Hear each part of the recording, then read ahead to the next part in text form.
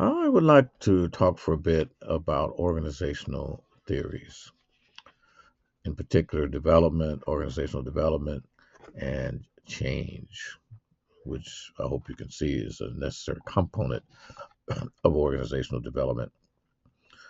So, when I was working on my doctorate, I began looking at Henri Fayol and his principles of the organization. So, this was way back. He was around 1841 to 1925, just to give you a time stamp. And he was a French mining engineer.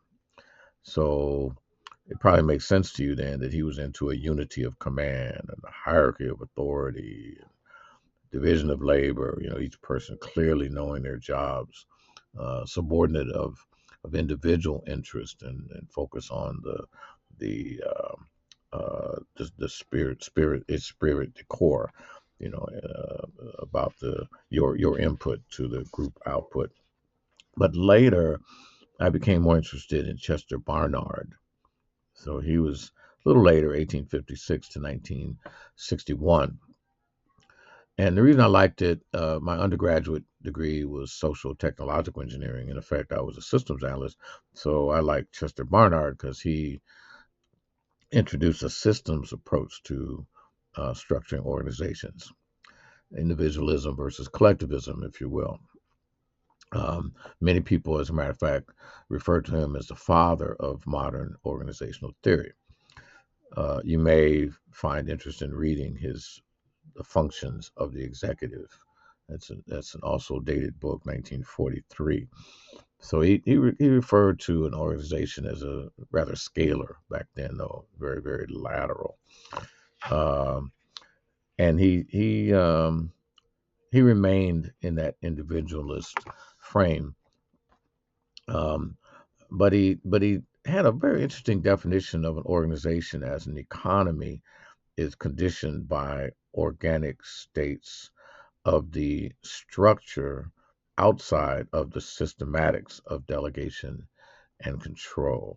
Very, very interesting approach to an organization as cooperative systems.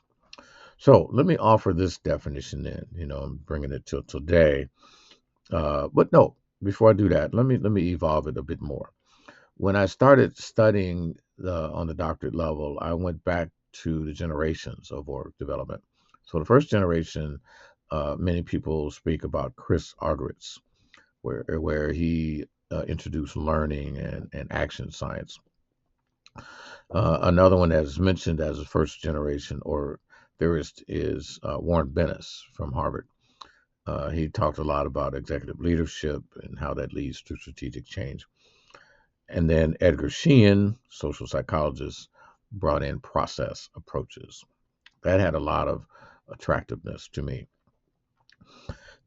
Second generation, you'll read names or hear about names of Dr. Larry Greiner, also from Harvard.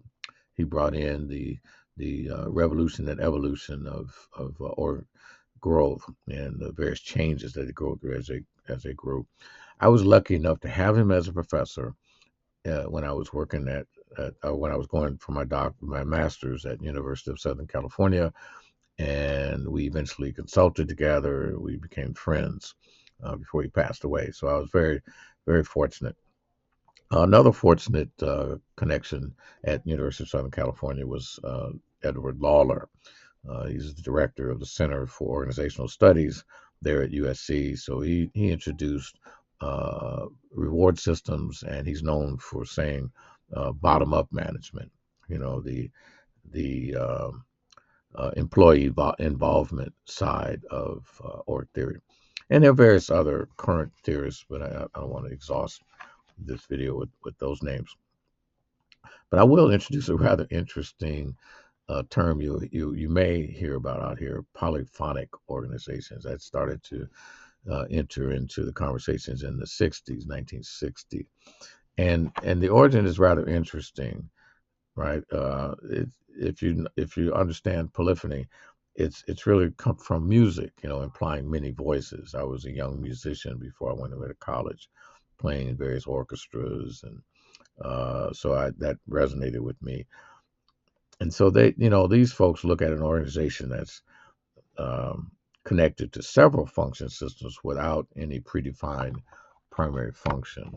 So I don't know what you feel about that, but that's rather interesting. And there were other postmodern theories that evolved in those 90s that challenged some of those early notions.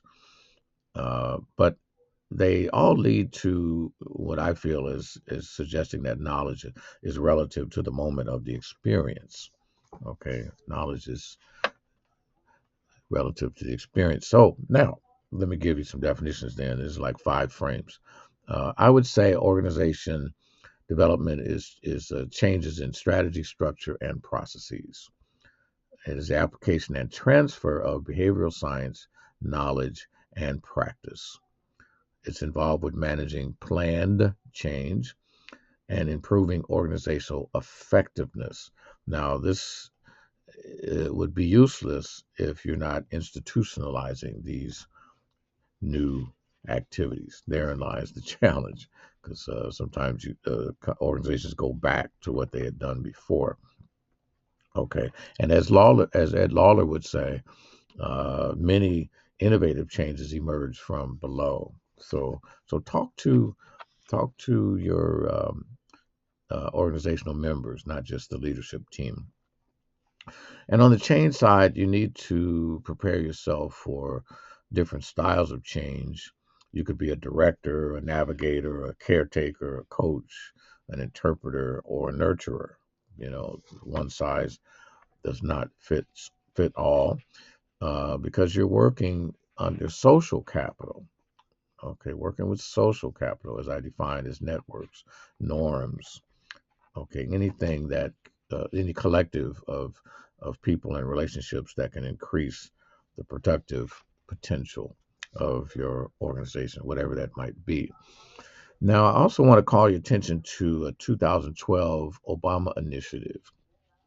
He wrote an initiative that said that we need to extend the data warehouse architecture. There needs to be a resurgence of data governance, in other words. So that gives the 2 frameworks under the consulting that I do under Hamilton Solutions. In the technical structural or the techno structural structural interventions that I do, I look at your structural design and evaluate whether or not it's functional, divisional, matrix, process oriented, customer centric, or network, and hopefully introduce some reengineering if there's need for work design. And in many more cases, in process interventions, I enter into organizations and try to do information infrastructure analysis to look for dysfunctional processes. I then and how I define a dysfunction is I try to match the processes to the business goals. All right, and if there's a large gap, then there needs to be an information architecture reengineering. Okay, so then that brings the process and the structural together. All right, and the output of this then is an enterprise resource replan. And it's not over, because it needs to be followed up with process evaluations. You don't want to assume that all of this was perfect. You want to go back in and assume that you came up with a good gap, and close that gap with your design, but you want to confirm that by doing some post implementation evaluations. All right, so I hope you found this interesting. It gives you more sense of how I think as a professor and scholar. I am Dr. Brandon Hamilton. Thank you for listening.